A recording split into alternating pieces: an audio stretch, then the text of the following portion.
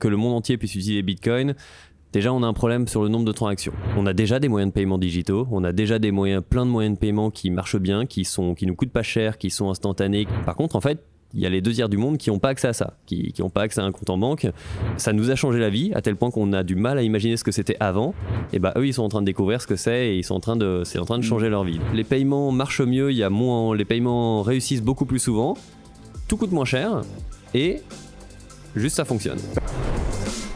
Bastien Teinturier, bonjour, merci d'être avec nous aujourd'hui sur Grand Temps Crypto.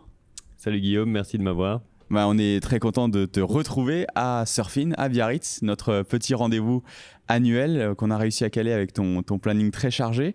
Alors, pour rappel, pour ceux qui n'auraient pas vu les 2 dernières interviews des 2 éditions précédentes, tu es un ancien de l'IX, de Polytechnique Paris, et tu travailles chez A5 en tant que responsable développement, si je ne me trompe pas. C'est VP Engineering, c'est ça en anglais. Alors, je ne sais pas trop comment tu le traduis en français, mais voilà, responsable développement.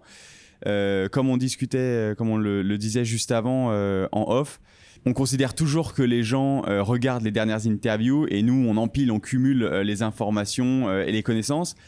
Comme il y a pas mal de gens qui nous ont rejoints sur la chaîne, j'aimerais bien qu'on reparte quand même des bases rapidement. On ne fasse pas tout l'interview sur les rappels et l'introduction du Lightning, mais quand même, concrètement, qu'est-ce que le Lightning Network ? Comment il fonctionne ? Parce que comme on dit souvent sur GAC, la connaissance c'est comme la peinture, il faut plusieurs couches.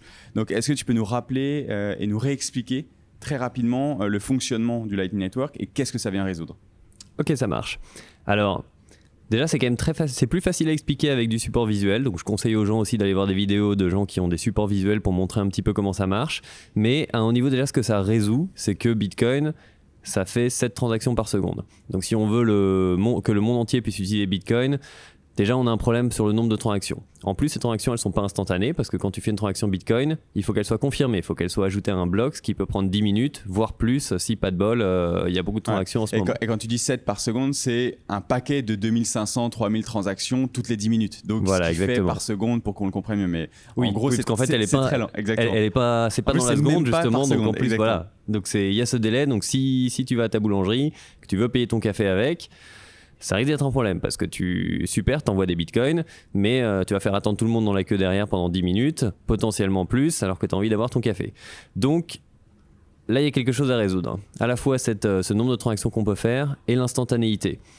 Le Lightning Network, c'est justement fait pour résoudre ces trucs-là. En fait, après beaucoup d'années et d'années de recherche, de réflexion, on s'est dit que fallait pas changer Bitcoin pour que Bitcoin directement fasse ça, fallait construire au-dessus en fait, fallait construire par couche, un peu de la même manière que c'est construit au fond Internet, parce que Internet c'est un empilement de 5-6 couches, où chaque couche construit au-dessus de la précédente et chaque couche résout un problème particulier, et le résout bien. Et donc Bitcoin, ça résout très bien le fait d'avoir un consensus global sur quelles transactions ont été validées, effectuées, et sur quoi est-ce qu'on peut se baser. C'est une cour de justice en gros. Et Bitcoin fait très bien le rôle de cour de justice, mais fait pas bien le rôle de réseau de paiement instantané. Et donc en fait, Lightning se rajoute au-dessus de Bitcoin pour faire ça efficacement et aussi pour que ça coûte moins de frais de transaction pour faire des petits et à moyen paiement.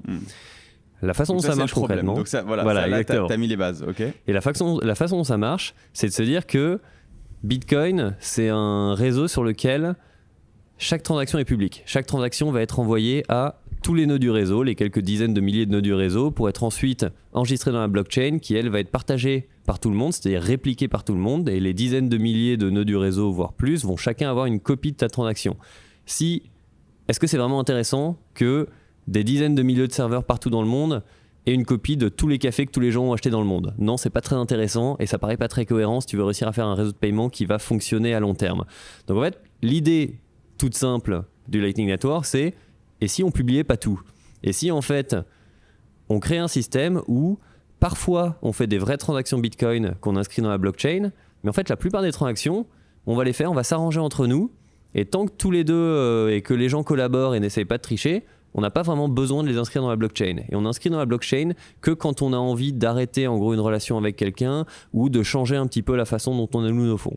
Donc la façon dont ça marche, c'est que c'est basé sur quelque chose qui s'appelle les cadeaux de paiement, où si moi par exemple je vais tous les jours dans la même boulangerie, je sais que que je suis un consommateur régulier, je vais ouvrir un canal de paiement avec cette boulangerie. C'est-à-dire que là je vais faire une transaction Bitcoin qu'on va inscrire sur la blockchain où j'ouvre un canal de paiement d'une certaine taille. Par exemple, je vais mettre 0,1 Bitcoin dans ce canal de paiement avec cette boulangerie. Je vais attendre que ça se soit inscrit sur la blockchain. Donc cette partie-là, elle va prendre du temps et coûter potentiellement quelques frais de transaction. Mais une fois que c'est fait, on va avoir ce canal où j'ai 0,1 Bitcoin, la boulangerie a 0 Bitcoin. Et à chaque fois que j'y vais et que je paye mon café, je vais pouvoir dire maintenant j'ai payé un café. Donc en fait, maintenant notre état, c'est que j'ai 0,999 Bitcoin et vous en avez 0,001. Et ce truc-là, on n'a pas besoin de faire la transaction Bitcoin et de l'inscrire dans la blockchain. On va se dire, on prépare la transaction, mais juste on la publie pas. Et on la garde pour potentiellement continuer à la mettre à jour. Comme ça, quand je vais revenir le lendemain, on continue à mettre à jour cette transaction, faire une nouvelle qui donne le dernier état de qui doit de l'argent, le solde du final. compte. Ouais. Exactement. Et tant que tout va bien et tant que personne ne triche et que j'ai cette relation avec cette boulangerie, on peut continuer à mettre à jour ce solde sans jamais publier la transaction sur Bitcoin. C'est ça qui permet de vraiment scaler beaucoup plus le protocole et que ce soit instantané. Si un jour, du jour au lendemain, je disparais, je pars complètement, la boulangerie elle a de l'argent potentiellement dans ce canal de paiement, elle a peut-être envie de le récupérer, donc là elle fera une transaction Bitcoin qui lui permet de récupérer son argent et de potentiellement l'utiliser avec un autre consommateur. Et ce qui devient super intéressant, c'est que si je devais ouvrir un canal de paiement avec tous les endroits où j'ai envie de consommer, ça marcherait pas, ça serait pas hyper intéressant. Mais ce qui est très intéressant, c'est que si j'ai un canal de paiement avec cette boulangerie, que cette boulangerie elle a un canal de paiement avec le café d'à côté par exemple, ou la boucherie, en fait, moi pour aller au café ou à la boucherie, j'ai pas besoin d'ouvrir un nouveau canal de paiement. Je vais passer à travers la boulangerie pour payer la boucherie ou le café. Et ça crée un maillage de tous les utilisateurs où tu réussis de trouver une route pour faire passer justement ton paiement et transférer de la valeur à une personne à l'autre bout du réseau, quoi. Ça permet de passer d'un canal entre deux personnes à un véritable réseau où tous ces canaux, il faut imaginer que chaque canal c'est un tuyau et donc il y a des gens qui ont des tuyaux qui partent un peu dans tous les sens, c'est le réseau d'eau ou le réseau électrique par exemple. Et en fait tu peux atteindre n'importe quelle personne sur lesquelles tu réussis à trouver une route continue pour aller jusqu'à cette personne. Et ça on a trouvé un moyen de le faire de façon sécurisée et anonyme, et c'est la base du Lightning Network et c'est ce qui rend ça efficace.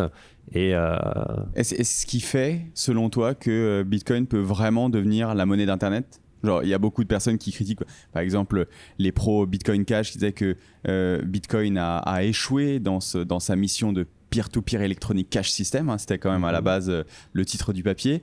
Est-ce que le Lightning vient répondre à cette problématique de dire, ok, grâce au Lightning, on va pouvoir avoir des centimes qui voyagent à la vitesse de la lumière en quelques secondes à l'autre bout du monde et qui permettent des paiements efficaces et rapides et surtout pas chers? Exactement, c'est exactement ça. C'est vraiment la réponse aux gens qui se disaient Bitcoin a échoué dans cette mission.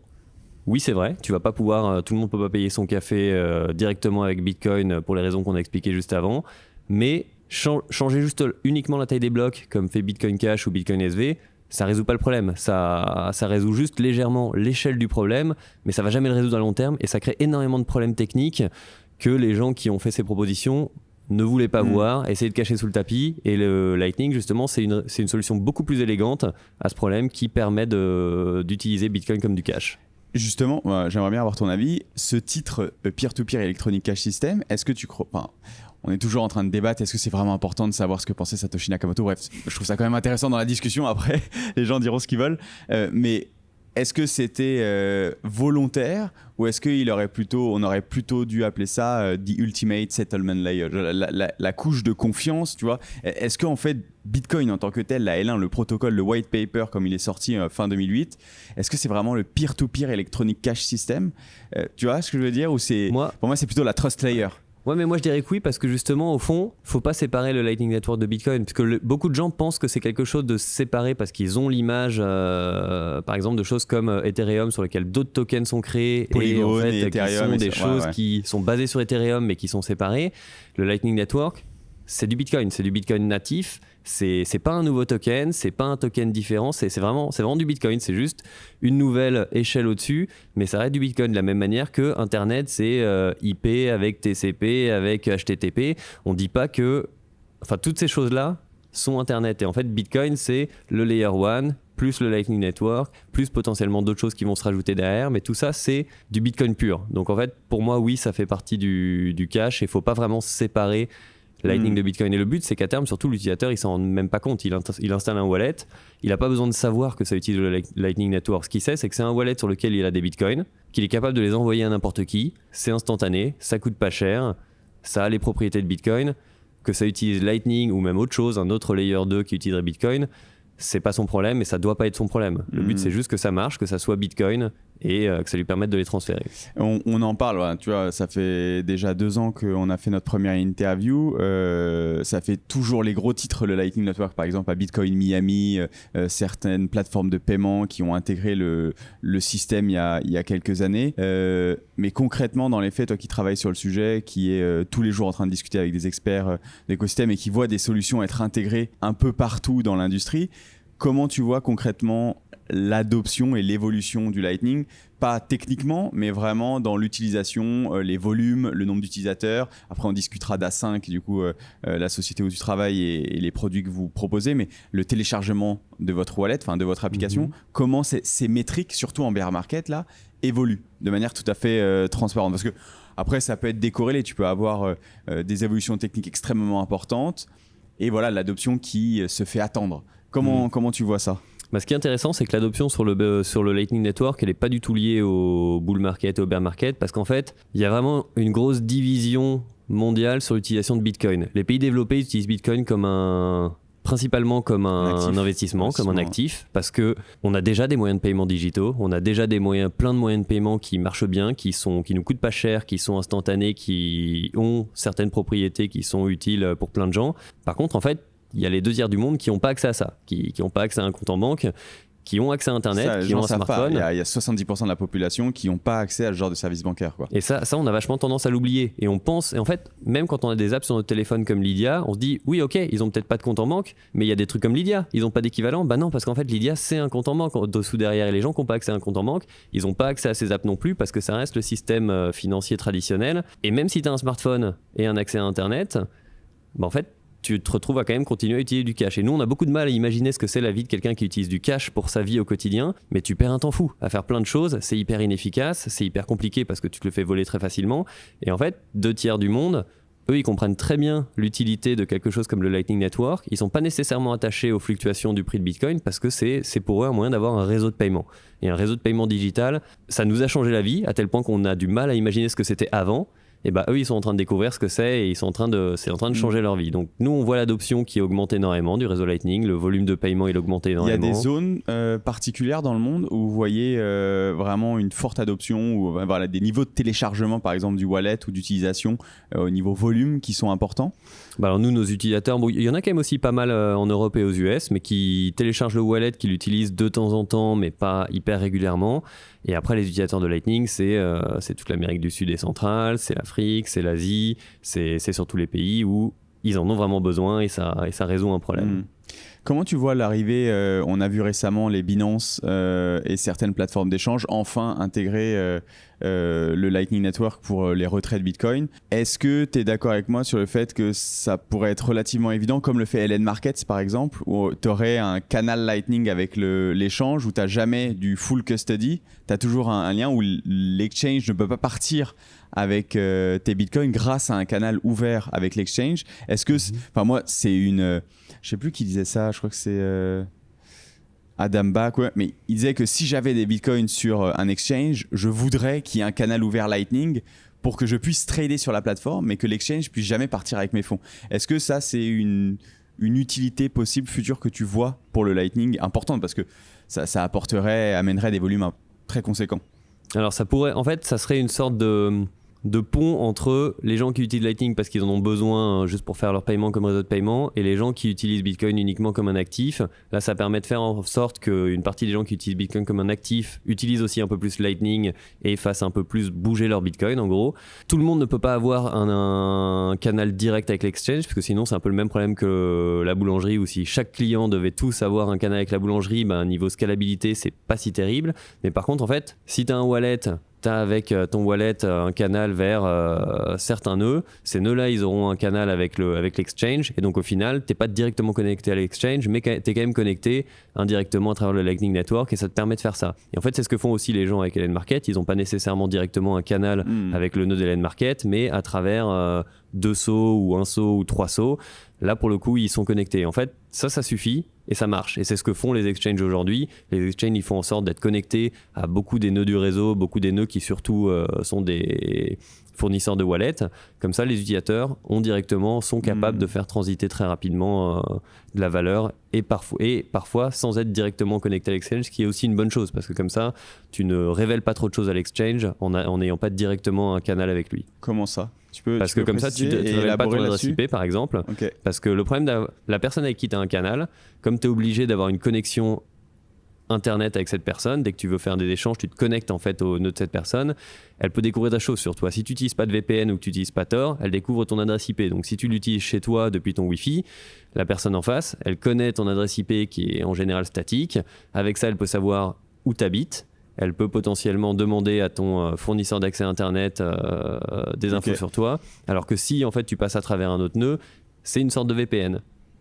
Ouais, parce que cette personne voit le nœud intermédiaire mais ne te voit pas toi. Exactement. Donc quelqu'un qui utilise Phoenix, il va être connecté à notre nœud à nous. Notre nœud à nous, il va être connecté à Kraken ou Coinbase. En fait, Kraken ou Coinbase, il voit juste quelque chose qui vient de notre nœud à nous et il ne sait pas qui y a derrière. Pourquoi dans l'implémentation? Alors là, moi ça me dépasse complètement, mais tu vas peut-être pouvoir nous l'expliquer simplement. Pourquoi on a accès à l'IP de la personne avec qui on est connecté? Enfin, comment ça fonctionne? Est-ce que c'était un besoin dans l'implémentation du Lightning ou pas du tout? C'est juste techniquement... Ça c'est complètement indépendant de Lightning. Okay. C'est juste Internet, parce qu'en fait ton réseau, ton canal de paiement, il te demande d'avoir une connexion Internet de la même manière que sur ton ordi. Quand tu te connectes à Google, tu as une connexion entre ton ordi ou ton téléphone et un des serveurs de Google. Là, c'est pareil. Quand tu lances ton app et que tu as ton canal de paiement, tu as une connexion TCP, donc une connexion Internet entre toi et le nœud en face.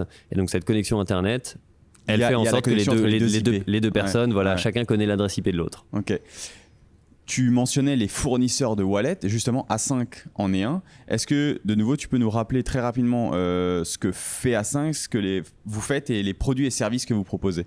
Ok, alors A5, on travaille sur le Lightning Network depuis le tout début. On fait partie des fondateurs du réseau. Le réseau s'est créé à partir d'un papier de recherche de 2 personnes du MIT, Taj Dreja et Joseph Poon, qui ont trouvé cette idée de trouver la façon dont on pouvait utiliser Bitcoin et les scripts qu'on pouvait créer pour faire le Lightning Network. Tout ce que tu as expliqué voilà, juste exactement. Avant. Ouais. Tout ça part d'idées trouvées par Taj et Joseph, et ensuite transformé en un projet un peu plus ingénierie par quelqu'un qui s'appelle Rusty Russell, qui est un vétéran de l'open source, qui a passé 20 ans à travailler sur le kernel Linux pour Red Hat, IBM, donc qui savait ce que c'était de travailler sur un gros projet open source et qui a un peu fédéré les différentes équipes qui avaient envie de collaborer à ce projet, qui a aidé à faire voir que dès le début, il fallait que ce soit un projet partagé, open source, où on se mettait d'accord sur une spécification et qu'ensuite, une fois la spécification écrite, chacun pouvait implémenter ça de son côté, rajouter sa tambouille, rajouter des fonctionnalités en plus pour les cas d'utilisation spécifiques qu'il voulait supporter. Et nous, dès le début, on a fait partie des 3 fondateurs de ce projet. Donc, on contribue énormément à ce protocole, à cette spécification, en collaboration avec Blockstream, Lightning Labs et maintenant aussi Spiral, qui est un des nouveaux gros acteurs qui a rejoint le projet. Une fois cette spécification écrite, nous, on développe notre logiciel qui est notre implémentation du réseau Lightning qui s'appelle Eclair et qui est ce que tu mets sur un serveur pour avoir un nœud sur le réseau. Si tu as envie de faire tourner un nœud sur le réseau Lightning pour relayer des paiements, gagner un petit peu de frais de transaction ou même juste pour toi gérer ton argent à toi et de façon complètement non custodiale, tu peux prendre notre logiciel, tu le fais tourner sur un serveur ou chez toi à la maison. Et en plus de ça, nous on développe aussi un wallet mobile. Comme tu l'as dit, on est la seule équipe qui s'est lancée sur ça très tôt parce qu'on se rendait compte que c'était très bien. On faisait un protocole qui permettait à des serveurs de communiquer. Sauf qu'en fait, si on veut que les gens utilisent vraiment Lightning, tout le monde ne va pas faire tourner un nœud lui-même. Les gens n'ont pas envie de faire tourner les gens ne seront pas capables, n'ont pas envie de faire tourner un nœud à la maison. Les gens, ils ont envie d'installer une application sur téléphone qui est l'équivalent de Lydia, qui leur permet d'avoir leur Bitcoin et de les envoyer. Et en fait, on savait qu'il y aurait beaucoup de challenges qu'on n'avait pas vraiment réalisés au moment où on se lancerait dans l'implémentation d'un truc comme ça. On s'est dit, c'est important que nous, qui connaissions très bien le protocole et qui construisons le protocole, on travaille là-dessus, qu'on mette ça dans les mains de vrais utilisateurs pour voir ce qui casse en gros. Qu'est-ce que ça implique pour que les gens comprennent bien quelle est la différence en gros avoir un nœud sur son serveur chez soi et avoir un wallet Lightning à la maison? Qu'est-ce que tu fais ou qu'est-ce que tu ne fais pas avec les deux outils? Exactement. Alors donc un nœud, l'avantage d'être sur un serveur, c'est que tu as plein de choses qui sont stables. Ton serveur, il est toujours connecté à Internet, il a une adresse IP qui est fixe, il a pas mal de ressources, il a beaucoup de RAM, il a beaucoup de CPU, le logiciel tourne H24, 7 jours sur 7. Et donc en fait ça simplifie beaucoup de choses. Alors que quand tu es sur un téléphone et que tu es une app, en fait la plupart du temps l'app, elle n'est pas lancée, elle est offline, donc elle n'est pas connectée à Internet, pas connectée à un serveur. En général, quand elle se connecte, elle change souvent d'adresse IP parce que quand tu es en train de te balader dans la rue, tu es connecté à des antennes 3G, 4G, 5G différentes, donc tu as des adresses IP différentes qui changent tout le temps. Quelqu'un à distance a du mal à se connecter à ton téléphone parce qu'il ne sait pas où tu es, il ne sait pas comment te joindre, à part avec des notifications qui sont un truc qui est vraiment géré par l'OS de ton téléphone et qui est très restrictif. Et tu n'as pas les mêmes ressources, tu ne peux pas utiliser autant de CPU, autant de mémoire que sur un serveur. Et nous, notre but, et ça fait qu'au début, la plupart des wallets, même quasiment tous les wallets, c'était des wallets où tu n'avais pas le contrôle de tes clés. En fait, c'était quelqu'un qui avait un serveur quelque part. Par exemple, Wallet of Satoshi, c'est exactement ça. Tu installes Wallet of Satoshi, c'est eux qui ont tes clés cryptographiques. Ce qui veut dire que du jour au lendemain, ils peuvent partir avec ton argent. Ça veut dire que c'est du non custodial. Voilà, eux, c'est du custodial, complètement custodial. Ils gardent pour toi, c'est du non. Enfin, tu gardes pas tes fonds et donc tu gardes. Tu laisses en tout cas tous tes Satoshi, tous tes Bitcoins à cette entité qui les garde pour toi, qui utilise Lightning de son côté, qui est connecté au réseau. Mais par contre, tous ces utilisateurs, en gros, c'est juste une app simple avec le solde écrit. Et puis, en fait, quand tu fais une transaction entre deux utilisateurs du Wallet of Satoshi, il n'y a pas de transaction Lightning qui se fait, même si on dirait que c'est un Wallet Lightning et qu'il y a une transaction. Non, en fin de compte, c'est juste une transaction entre deux comptes dans une base de données chez Wallet of Satoshi, quoi. Exactement. Ouais. Et le problème, c'est que si la vaste majorité des utilisateurs qui utilisent Lightning se retrouvaient à utiliser Lightning de cette manière, c'est pas en Bitcoin, parce que les gens n'ont pas le contrôle de leurs clés. Les gens font 100% confiance à Wallet of Satoshi. C'est absolument pas ce qu'on veut. Sauf que construire la même chose, mais de façon non custodiale, où l'utilisateur garde le contrôle complet de ses clés et personne ne peut tricher et leur voler, c'est beaucoup plus compliqué. Et donc c'était important que nous, qui sommes une des équipes qui travaille sur le protocole, on travaille là-dessus pour faire en sorte que ça soit pas tellement plus compliqué que la solution style Wallet of Satoshi, et que pour les utilisateurs, ça se retrouve à être aussi facile d'utilisation pour que comme ça, ce soit les vraies propriétés de Bitcoin où les utilisateurs gardent le contrôle de leur argent. Donc avec votre application, que je sois par exemple vraiment connecté au Lightning Network quand je fais une transaction. Exactement. Et en fait, avec notre application et d'autres wallets qui sont aussi non custodiaux, un peu comme les nôtres, tu as un vrai nœud Lightning sur ton téléphone qui contrôle complètement tes clés, qui a des canaux de paiement avec d'autres nœuds, qui vérifie la blockchain pour vérifier que personne ne triche. Donc là, tu as vraiment le contrôle et tu fais confiance à personne. Et en l'occurrence, le nœud, si je ne me trompe pas, c'est avec A5. C'est avec le nœud. Alors dans le cas de Phoenix, nous, quand tu télécharges l'application, ton wallet Phoenix, c'est un nœud à part entière et qui va se connecter à notre nœud et ouvrir des canaux de paiement avec notre nœud à nous. Ouais. Et en fait, ça nous permet de proposer quelques services en plus qui rendent le routing de paiement beaucoup plus facile. Donc comme on disait tout à l'heure, pour trouver la bouchère, je passe par la boulangerie. Ça, c'est vous qui vous occupez de trouver cette route de transaction à travers le réseau. Exactement. Et le fait aussi de contrôler les deux côtés, ça nous permet de beaucoup plus facilement comprendre quand il y a des problèmes, beaucoup plus facilement itérer et corriger des bugs, parce qu'on est encore quand même au début et qu'il y a beaucoup de choses qui sont en train de changer. On est en train d'améliorer en permanence le protocole, les fonctionnalités, et de découvrir plein de cas d'utilisateurs qui sont parfois qui sont pas sur Android ou iOS, mais qui sont sur des OS un peu bizarres sur téléphone pour des raisons de privacy, qui protègent énormément leur téléphone, et ça crée des contraintes hardware et software qu'on n'avait pas prévues et qu'il faut qu'on réussisse à débugger pour justement faire en sorte que ça marche mieux dans le futur. Donc ça nous simplifie vachement la vie. Mais il y a aussi d'autres wallets non custodiaux, un peu équivalents aux nôtres, qui te laissent choisir à qui tu te connectes, à quel nœud tu te connectes. Par exemple, Breeze, qui est un de nos concurrents, ils font à peu près la même chose que nous, sauf que tu choisis si tu te connectes au nœud Breeze ou à d'autres nœuds. Un nœud que toi tu ferais tourner, un nœud qu'un de tes potes ferait tourner, un nœud que tu choisis au hasard dans le réseau. Ça, tu peux le faire aussi avec Phoenix ? Avec Phoenix, non. Avec Phoenix, tu te connectes uniquement à notre nœud à nous, ce qui nous permet de te rajouter plein de choses en plus que les autres ne supportent pas et qui te rendent ton expérience beaucoup plus facile. Par exemple, un des exemples, c'est que on te propose d'avoir un... C'est que si tu perds ton téléphone, tant que tu as gardé ta seed, tu vas donc pouvoir la restaurer... liste de 12 à 24 mots. Voilà, exactement. Tu réinstalles sur un nouveau téléphone et tu réentres la même seed, tu vas retrouver tous tes canaux Lightning sans avoir rien besoin de changer. Et ça, c'est une fonctionnalité qui est pas évidente à faire parce qu'en fait, il faut stocker un état assez compliqué de manière encryptée sur un nœud. Si tu te connectes à un autre nœud que le nôtre, tu n'aurais pas cette fonctionnalité. Et le but, c'est qu'à terme, beaucoup d'autres gens qu'on rajoute ces choses-là au protocole partagé pour que beaucoup d'autres gens le supportent et que comme ça, en fait, tous les wallets et tous les nœuds permettent de faire ce genre de choses. Mais aujourd'hui, c'est pas le cas. Donc c'est pour ça qu'on restreint à se connecter uniquement à notre nœud parce que ça nous permet de rajouter plein de services en plus qui font que ton utilisation de Lightning est beaucoup plus simple et beaucoup moins risquée. On s'était parlé il y a 2 ans, donc commençait à avoir une certaine expérience et un retour utilisateur relativement important. On va parler de la nouvelle version qui arrive bientôt. Je ne sais pas si c'est pas encore sorti, je ne sais pas quand la vidéo sortira, mais c'est en train de sortir. Donc peut-être que la date de sortie du podcast chevauchera avec la nouvelle version du Phoenix Wallet.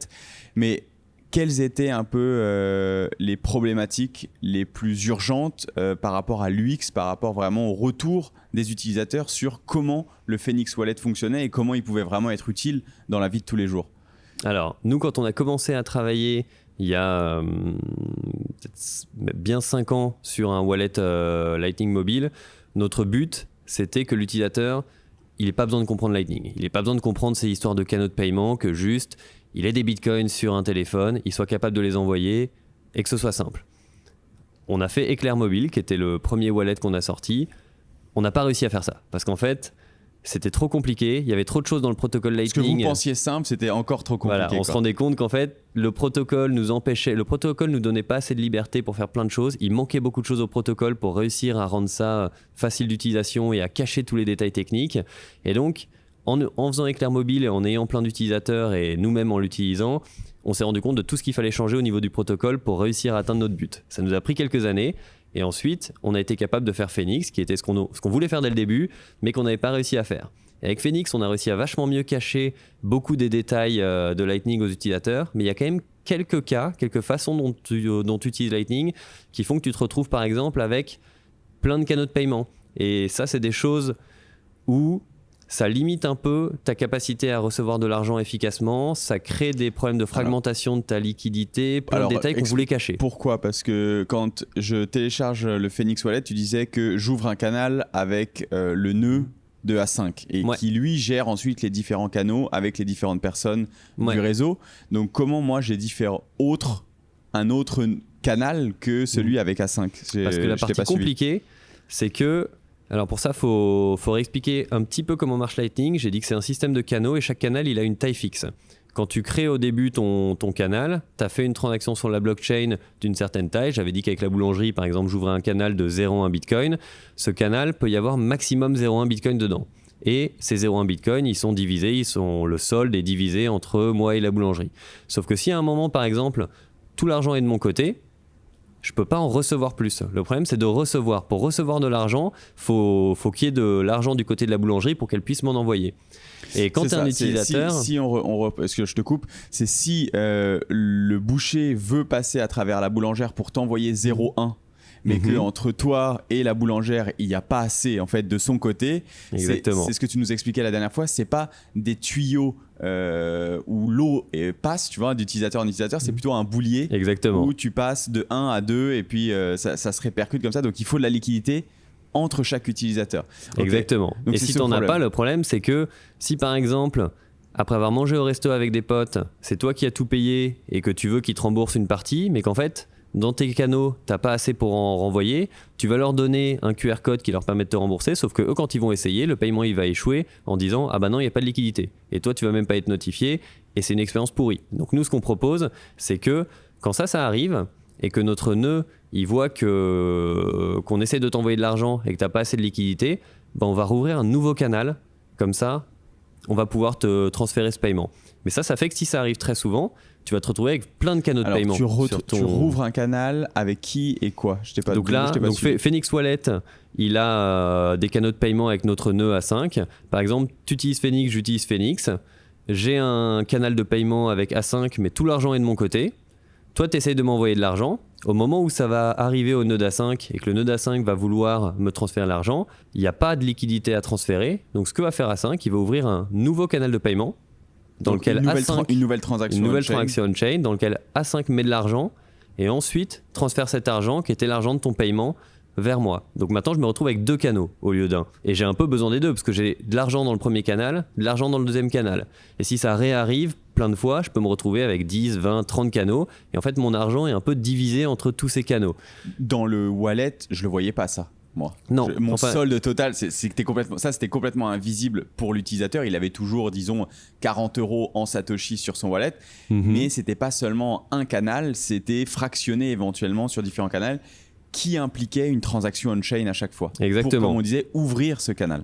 Et une transaction on-chain, ça coûte de l'argent qu'on ne contrôle pas parce que ça dépend des frais de transaction on-chain du moment, d'à quel point le même pool est rempli, s'il y a beaucoup de gens qui utilisent le réseau ou pas. Et en fait, ça fait aussi que c'est beaucoup moins efficace parce que avoir 10 canaux de paiement, ça veut dire que tu as en fait 10 transactions on-chain un peu en attente, alors que si tu n'en avais qu'un seul, tu n'aurais qu'une transaction on-chain en attente, ce qui coûterait beaucoup moins de frais de transaction on-chain. Donc en fait, un des gros changements sur lequel on travaille, sur lequel on savait qu'on voulait travailler depuis des années, mais qui était très compliqué, c'était de dire, oui, quand tu ouvres un canal de paiement, au début, tu as décidé de sa taille, mais en fait, est-ce qu'on ne pourrait pas changer la taille de ce canal de paiement dynamiquement en fonction de nos besoins, au lieu d'avoir à en rouvrir de nouveau? Et c'est une fonctionnalité qui s'appelle splicing, et qu'on a mis des années à développer parce qu'en fait au niveau du protocole, la communauté, okay. On a travaillé avec, là il y a deux des équipes, principalement nous et Blockstream, qui avons travaillé là-dessus sur faire le protocole, petit à petit trouver tout ce qui crée des problèmes de sécurité potentiels dans le protocole, les corriger, tout ce qui est optimisé pour que ce soit efficace, pour que ça tourne facilement, que ça coûte le moins cher en frais de transaction possible, que potentiellement ça soit extensible pour rajouter d'autres fonctionnalités au-dessus. Et donc là, on est arrivé à un résultat où on pense avoir résolu tous les problèmes. On a un truc qui marche et on est en train de finaliser la spécification et on est en train de sortir ça dans Phoenix qui te permettra d'avoir toujours un seul canal dont la taille va varier en fonction de ce que tu as besoin de recevoir, ce que tu reçois, ce que tu envoies. L'exemple de la boulangère, on avait initialement ouvert un canal de 0,1 Bitcoin, on pouvait s'échanger ces 0,1 Bitcoin, 0,05, 0,05, etc. Et on se les... Ils circulaient entre nous très facilement.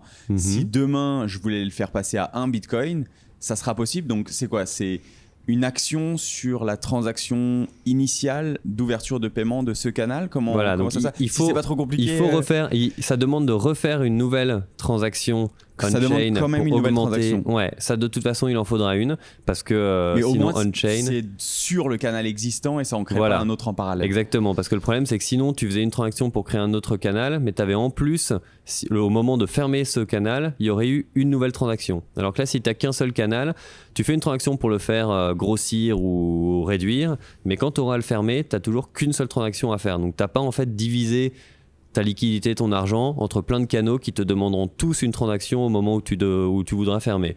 Et ça résout aussi d'autres problèmes d'utilisation qui sont un peu plus compliqués à expliquer, mais il y a des détails techniques de comment on divise des paiements qui marchent beaucoup mieux quand tu as qu'un seul canal. Derrière le rideau, c'est beaucoup plus simple avec ce type d'infrastructure et d'architecture plutôt que d'avoir une multitude de canaux entre tous les utilisateurs. Exactement. Et surtout, là, après 2 ans, mais imaginons dans 20 ans, ça aurait été une usine à gaz. Voilà, exactement. Et donc là, le résultat et notre but avec cette mise à jour, c'est que l'utilisateur, il va presque rien voir. Il y a quasiment rien qui change dans l'interface.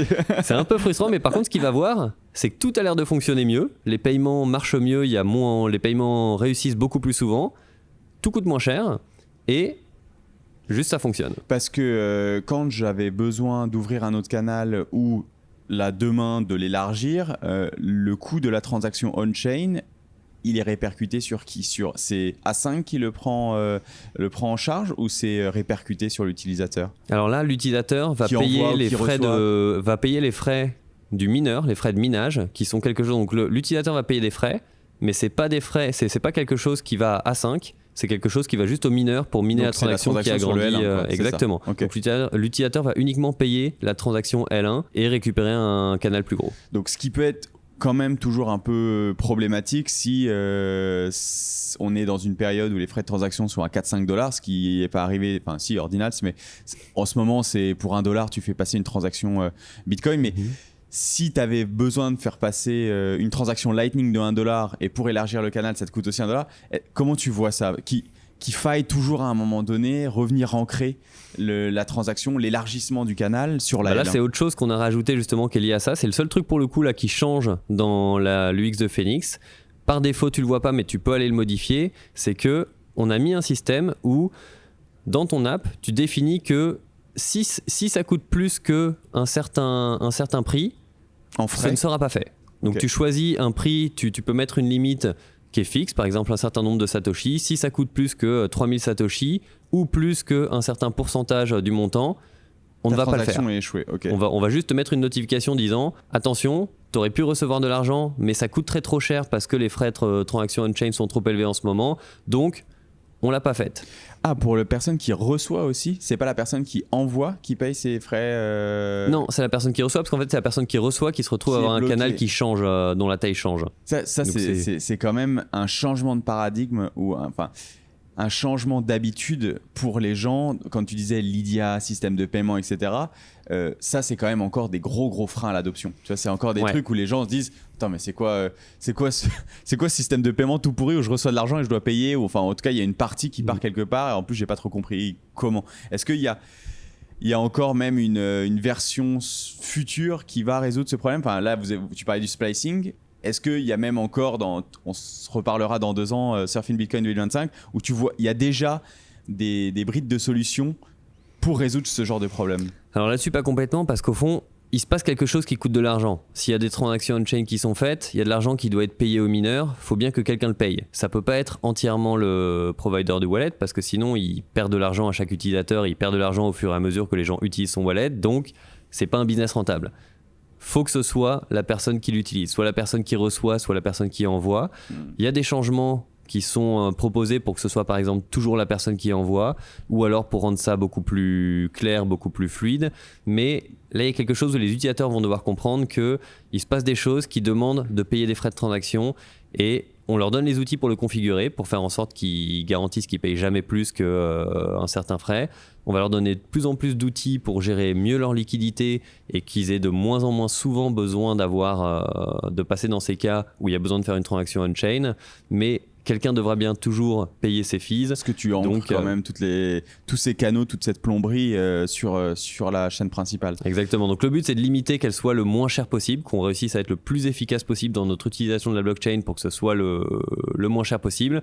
Mais il y aura toujours des frais à payer. Donc ça, c'est quelque chose où c'est plus de l'éducation. Il va falloir qu'on explique aux utilisateurs, qu'on rende ça très facilement compréhensible.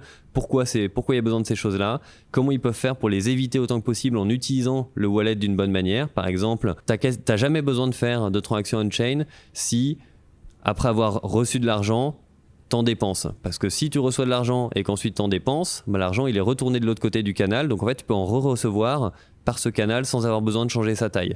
Donc en fait, Lightning, c'est vraiment optimisé pour un modèle où tu reçois à peu près autant que ce que tu dépenses et tu alternes entre les deux. Et là, pour le coup, tu es très efficace et ça coûtera quasiment rien en frais de transaction parce que tu évites d'avoir à changer la taille de ton canal.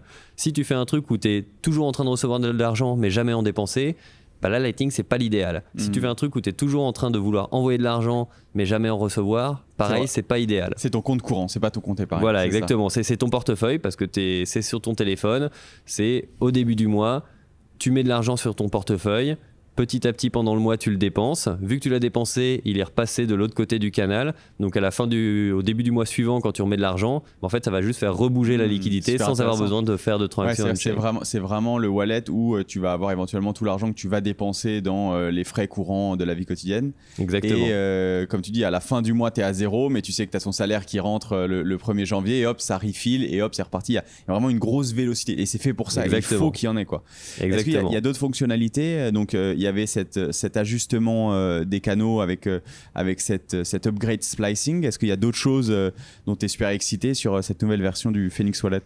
Alors, c'est un peu technique, Mais parce que dès qu'on fait une transaction on-chain, on a dit qu'il faut attendre qu'elle confirme. Sauf que le problème, c'est que donc ça fait que si quand tu reçois de l'argent, on te dit que tu es en train de recevoir de l'argent, mais qu'on ne sait pas quand tu l'auras vraiment, il faut attendre au 10 bout de minutes. 10 minutes ou plus, c'est Au pas moins 10 terrible. minutes. Ouais. Donc en fait, ce qui va se passer, c'est que là, au contraire, on va te dire, c'est bon, tu as reçu de l'argent, on a fait une transaction on-chain, et tu vas pouvoir le dépenser tout de suite. Et ça, la façon dont on fait ça, c'est un protocole qui s'appelle Swap in Potentiam, et on utilise un mélange de plusieurs signatures, un script un petit peu compliqué avec quelques détails techniques pour permettre de garantir qu'on peut utiliser la transaction même quand elle n'a pas été confirmée et que ça reste sécurisé.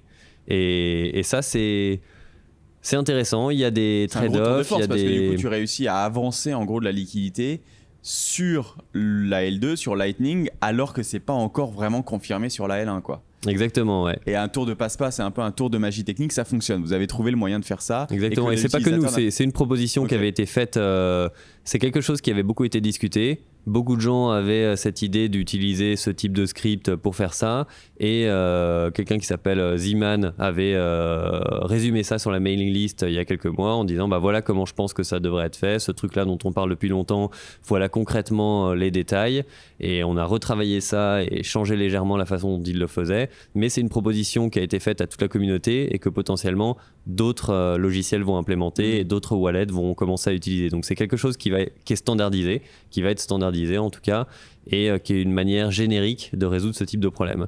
Et donc on est les premiers à le faire, et ça permet dans les faits que l'utilisateur il ait une expérience qui est simple, où les choses elles arrivent tout de suite et elles peuvent être dépensées tout de suite. Donc ça arrive dans la nouvelle version du Phoenix Wallet, qui est prête quasiment. C'est quoi déjà la prochaine étape, les grosses fonctionnalités, vraiment les gros objectifs que vous avez dans les prochains mois et prochaines années? Genre, tu parlais de l'ajustement du nombre des canaux en fait avec votre nœud et cette accumulation qui aurait pu être compliquée dans les prochaines années. Qu'est-ce qu'il va avoir ensuite? Alors ensuite, il y a deux améliorations principales sur lesquelles on travaille. Quelque chose qui s'appelle Blinded Path et qui est une amélioration d'anonymat, de vie privée, de faire les paiements de façon plus privée. Et Bold12 qui est quelque chose qui surprend beaucoup les utilisateurs de Bitcoin qui passent à Lightning, c'est que sur Bitcoin, tu as une adresse.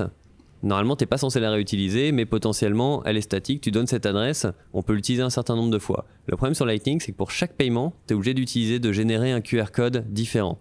Et les gens disent, bah oui, mais moi j'aimerais bien générer un QR code une fois, le mettre sur mon site web par exemple parce que je veux accepter des donations et que plein de personnes puissent scanner ce même QR code pour accepter des donations. Sinon j'ai besoin que mon site web il soit dynamique, que chaque personne qui s'y connecte, on régénère un QR code différent. C'est plus compliqué à gérer, c'est plus compliqué de faire la comptabilité derrière. J'aimerais bien avoir juste un QR code une fois que je peux me tatouer sur le bras, comme ça dès que quelqu'un veut me payer, hop je monte mon tatou et hop il scanne ça et il peut me payer. Et c'est en l'occurrence ces QR codes qu'on voit parfois passer sur Twitter.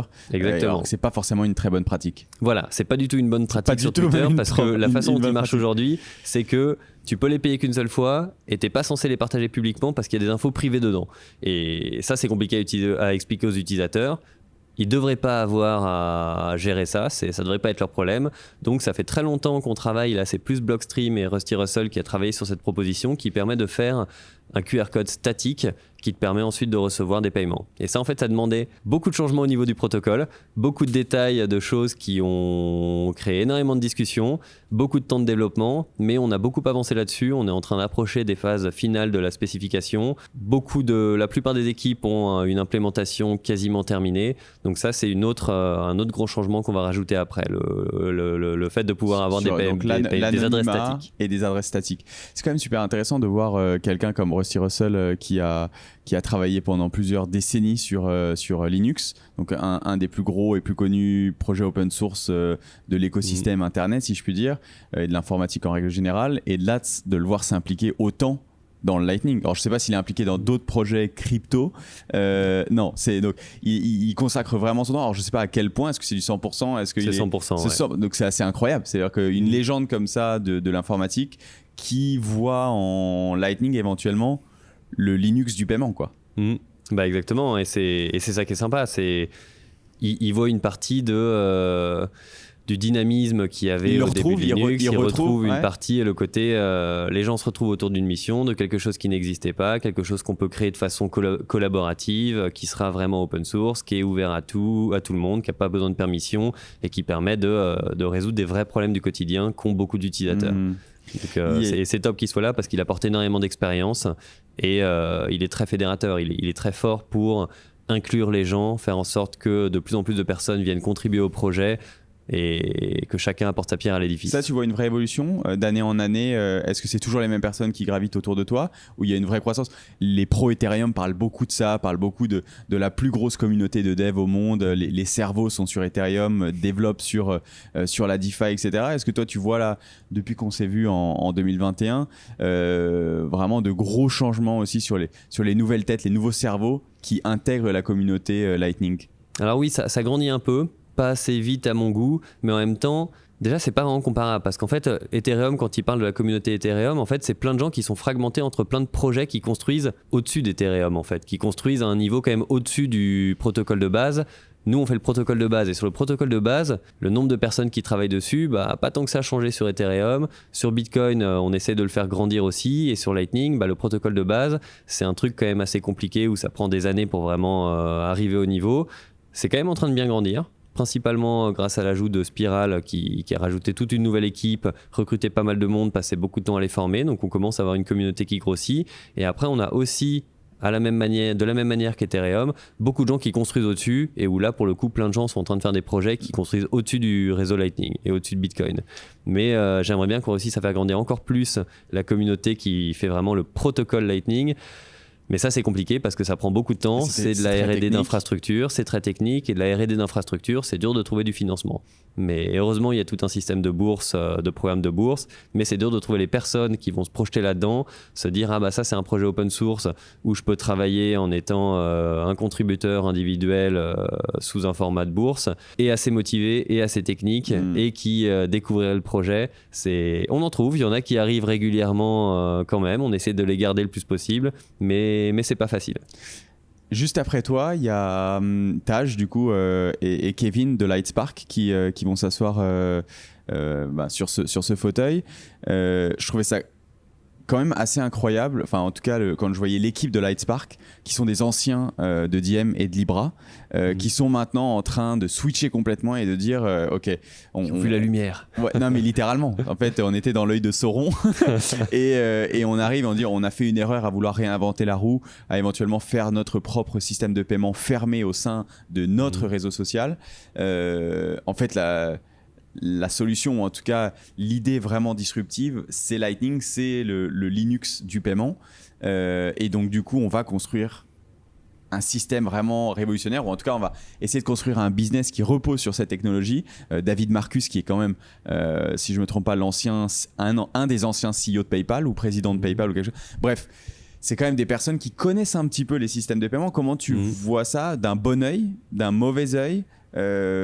J'ai curieux d'avoir ton avis. D'un très bon œil, parce que c'est génial d'avoir plus de monde qui viennent contribuer au projet. C'est génial d'avoir des gens qui apportent des perspectives différentes, parce que justement leur histoire et le fait qu'ils aient commencé à faire ça de façon fermée, ça apporte aussi un point de vue, des arguments et ça nous challenge aussi un peu, ce qui est une très bonne chose, parce que le but c'est de surtout pas rester dans notre chambre d'écho à tous être d'accord et tous se dire c'est ça la bonne manière de travailler et ce qu'on fait c'est génial.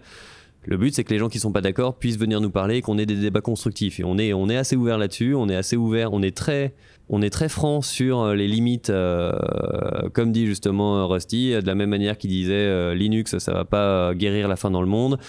Lightning et Bitcoin, ça va pas non plus guérir la faim dans le monde. Ça résout des choses, mais ça a aussi des problèmes. C'est pas une fin en soi, ça résout pas tout. Et on est assez ouvert sur les problèmes qui existent sur Lightning et sur Bitcoin, ceux qu'on est capable de corriger, ceux qu'on ne sera pas capable de corriger parce que c'est fondamentalement des choses qu'on ne peut pas corriger et on trouve que c'est bien de pouvoir en parler publiquement. C'est pas des choses qu'on veut cacher sous la table, on veut pas surpromettre des choses qu'on ne sera pas capable de réaliser et là c'est très bien d'avoir des gens qui viennent nous challenger, qui viennent aussi nous aider à construire ça avec un point de vue différent et des mentalités différentes et là-dessus je pense qu'ils apporteront beaucoup, j'espère. Une plus-value. Tu parlais des problèmes que rencontre toujours le Lightning, ou en tout cas qui sont encore sur la table. On en avait parlé il y a un an, et tout particulièrement le fait éventuellement de pouvoir clôturer, fermer un canal de manière unilatérale et d'essayer de voler les fonds. De nouveau, pour reprendre l'exemple de la boulangère, on a ouvert un canal de 0,1. En gros, c'est comme si moi, de mon côté, sans prévenir la boulangère, je fermais le canal avec une transaction on-chain en essayant de retirer, de voler les 0,1. Normalement, le principe du Lightning Network, c'est que la boulangère a la possibilité de contrecarrer mes plans et de faire une transaction on-chain avant moi pour dire ok, t'as essayé de me voler mes 0,1, en fait c'est moi qui vais les récupérer, et ça c'est ce que permet le Lightning Network. Sauf que si la boulangère n'est pas capable de faire passer la transaction parce qu'il y a trop de monde qui utilise à ce moment-là Bitcoin, les frais sont trop élevés, etc., eh ben, le château de cartes, si je puis dire, s'effondre dans un certain nombre de canaux. On en est toujours au même point. Est-ce qu'il y a des choses qui ont avancé ? Alors ça a beaucoup 2023. avancé, parce que ça demandait... Ça avait été qui était identifié. Une des plus grosses failles du Lightning, soyons clairs. Voilà, qui honnêtement, c'est une faille, mais qui n'est pas facilement exploitable aujourd'hui, parce qu'aujourd'hui, les frais du réseau sont pas très élevés, donc les mêmes pools sont pas non plus complètement remplis, mais c'est une faille théorique ou qui, pendant certaines périodes de temps, par exemple pendant la période ordinals où le même pool était rempli pendant des mois, là ça aurait pu être exploité, ce genre de choses. Ça l'a pas été à ma connaissance, personne s'est plaint de ce type d'attaque, et c'est quand même un risque pour l'attaquant, c'est une attaque qui contient du risque, mais il faut qu'on réussisse à la corriger. Sauf que réussir à la corriger, ça pouvait pas se faire uniquement dans Lightning, ça demandait d'avoir des changements dans Bitcoin, qui sont surtout pas des hard forks et même pas des soft forks, mais quand même un changement pas trivial à faire sur Bitcoin et sur lequel plusieurs personnes travaillent déjà depuis quelques années, ou depuis toujours. On sait que c'est quelque chose qui devait être amélioré dans Bitcoin pour pouvoir l'utiliser au-dessus pour des protocoles Layer 2, et ça a beaucoup avancé. La spécification en gros de comment ça va être fait sur Bitcoin est quasiment finale. On y a rajouté des choses parce qu'on a découvert des manières plus malines de le faire qui vont encore plus améliorer la façon dont on l'utilisera pour Lightning derrière. Il y a un début d'implémentation qui avance tranquillement. Est-ce que c'est lié du coup au RBF à Package Relay? Non, pas vraiment. Non, c'est pas ça, c'est pas du tout non, ça. Ouais. Okay. Non. Mais et donc ça s'appelle Package Relay, et maintenant avec un autre truc qui vient avec qui s'appelle Ephemeral Anchors, et c'est principalement Gloria Zhao et Greg Saunders qui sont deux développeurs très expérimentés sur Bitcoin Core qui travaillent dessus, mais en collaboration avec les développeurs Lightning. On discute beaucoup avec eux, on s'assure qu'on va dans la même direction, on se connaît très bien et ça avance bien. Ça va prendre du temps parce que tout ce qui se passe sur Bitcoin Core au Layer 1, ça prend beaucoup de temps parce que une fois implémenté, c'est là pour passer 10 ans dans le réseau minimum, voire plus. Donc, faut pas se planter, il faut faire les choses bien dès le début. Mais c'est en train de bien avancer. Je suis assez confiant que ça sera réglé d'ici quelques années. Je peux pas garantir que dès l'année prochaine, on pourra dire que c'est réglé, mais que ça aura avancé. Parce que l'année dernière, tu nous l'avais pas mentionné, donc ça devait être vraiment embryonnaire. Alors que là, d'avoir déjà quelque chose sur lequel on travaille, une idée qui est en train d'être creusée, approfondie. Voilà, c'est une question de temps. C'est plus est-ce qu'on va le résoudre, mais quand est-ce qu'on va le résoudre avec une solution qui est en prod, quoi. Là, il y a plus d'inconnus. On sait comment résoudre à peu près tout. Et il y a beaucoup de code qui a déjà été écrit et qui a déjà été intégré en plus à Bitcoin Core. Il y a une grosse partie des étapes qui sont déjà dans Bitcoin Core. Il manque les dernières touches et quelques détails. Mais il y a plus d'inconnus et normalement, ça va faire son petit bout de chemin petit à petit. Il y a une phrase que je me suis notée sur ton Twitter, « The sea gets deeper as you go further into it ». Est-ce que tu peux nous dire qu'est-ce que veut dire cette phrase pour toi ? Alors ça, c'est mon expérience à découvrir Bitcoin et Lightning. Après beaucoup d'années passées dedans, plus on avance, plus on découvre qu'on savait pas tout. Et plus on apprend. T'as toujours cette sensation ? Oui. Même après plusieurs années. Il me reste encore plein de choses à découvrir sur Bitcoin, plein de subtilités. Tu réalises de plus en plus que tu sais que tu ne sais rien, quoi. Voilà, exactement. Et que je pense que personne ne peut dire comprendre parfaitement Bitcoin, encore moins Bitcoin plus Lightning. Et c'est quelque chose de très complexe qui touche à beaucoup de choses assez fondamentales d'informatique. C'est pour ça que c'est passionnant et c'est pour ça que c'est un chemin qui est hyper sympa et que moi j'adore ça et qu'on n'aura jamais le temps de s'ennuyer. Est-ce que, pour finir, est-ce qu'il y a une idée sur laquelle... une idée que tu as sur laquelle personne n'est d'accord, ou au contraire une idée sur laquelle tout le monde est d'accord et toi tu vas à l'encontre, genre quelque chose où je sais pas, on avait, comme je te disais, Peter Todd à ce micro il y a quelques heures et qui nous parlait de faire sauter la limite des 21 millions. Voilà, ça c'est une idée relativement disruptive, si je peux dire, dans la communauté. Est-ce que tu as quelque chose comme ça où tu dis Ouais, là-dessus, tout le monde se gourre. Il faudrait faire comme ça. Alors non, parce que je pense pas être... Il y a beaucoup de gens très intelligents dessus et je pense clairement pas être au-dessus de tous ces gens-là. Par contre, il y a quelque chose qui paraît choquant, mais en fait, de plus en plus de personnes commencent à en parler sérieusement. C'est que, oui, je pense qu'à un moment, ça vaudra le coup d'augmenter la taille des blocs. De pas faire un Bitcoin Cash, pas faire un Bitcoin SV, mais c'est raisonnable de potentiellement faire une petite augmentation de la taille des blocs parce que même dès le début, quand Taj et Joseph ont écrit le papier Lightning, ils ont ensuite fait les calculs en disant bah donc si on veut que les 8 milliards de personnes sur la planète puissent utiliser ça avec Lightning, bah en fait il faudrait des blocs de taille 150 mégas. Et là c'est bon, tout marcherait bien et le monde entier peut l'utiliser. Entre 2 et 4. Quoi. Et aujourd'hui, ouais, c'est 2 mégas, donc c'est pas encore ça. Et il y a plein d'arguments pour ne pas augmenter la taille des blocs, parce qu'il faut que le hardware suive, et le plus important, c'est de limiter l'augmentation de la taille de la blockchain pour qu'un individu normal, avec des moyens normaux, soit capable d'avoir la blockchain chez lui. Mais une petite augmentation de la taille des blocs, il y a plein de manières différentes qui ont été proposées, bah c'est pas si déconnant que ça résoudrait quelques problèmes. Et je pense qu'on devrait en parler et qu'on devrait oser en parler un petit peu plus. Et je pense que Taj dira la même chose parce que lui, il est aussi convaincu que ça. Mais on a passé, après Segwit, on a passé des années où c'était tabou. Impossible d'en parler, complètement tabou et on évite complètement le sujet. Mais j'espère que c'est quelque chose dont on va pouvoir recommencer à parler un petit peu. C'est pas urgent. Ça nécessitera un hard fork par contre. Il y a des manières, il y a eu plein de choses qui ont été envisagées. Il y a donc parce que le hard fork, c'est aussi c'est un mot complètement tabou et c'est vrai. Voilà. Donc ça pourrait être compliqué. Et c'est intéressant parce que pourtant, il y a aussi certaines personnes avec tout ce débat sur le security budget, c'est-à-dire est-ce qu'on aura assez de frais de transaction, est-ce qu'on aura assez de volume et d'utilisation du réseau principal Bitcoin pour rémunérer les mineurs et que ça soit toujours rentable de faire tourner les machines pour sécuriser le réseau. Certaines personnes parlent de l'inverse. Il y a certaines personnes que j'ai entendues dans la communauté, des experts et des personnes relativement connues qui disent à terme, éventuellement, qu'on aura besoin de diminuer la taille des blocs pour éventuellement mettre une pression sur les frais, en gros.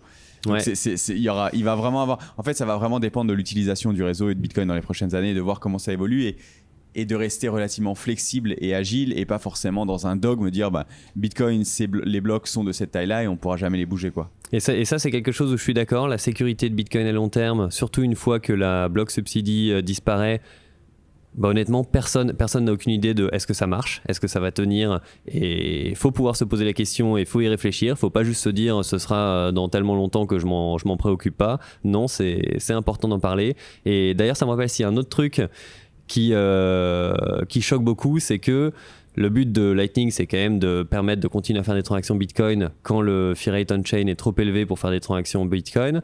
Mais en fait, dans un monde où le mempool est rempli tout le temps et où les frais de transaction sur Bitcoin sont tout le temps élevés, je suis pas si sûr que ça, que Lightning résout... Enfin, les propriétés de Lightning deviennent quand même assez légèrement différentes. Il y a beaucoup de choses qui sont plus vraiment trustless et il y a beaucoup de choses qui s'effondrent. Et donc, c'est pas évident que Lightning continue à fonctionner assez bien en tout cas sans avoir besoin de confiance dans ce type d'environnement. Et c'est un peu tabou parce que plein de gens disent mais si, Lightning c'est la solution à tout. Non, je suis pas tant que ça convaincu. Faut être un peu plus honnête là-dessus et c'est un problème difficile à résoudre. Super intéressant, comme d'habitude, nos interviews, j'ai l'impression que c'est comme le bon vin, elles s'améliorent d'année en année. C'était un plaisir de te recevoir une nouvelle fois. Je te dis au pire à l'année prochaine et sinon on en refait une sur Paris. Avec plaisir, plaisir partagé. À bientôt Guillaume.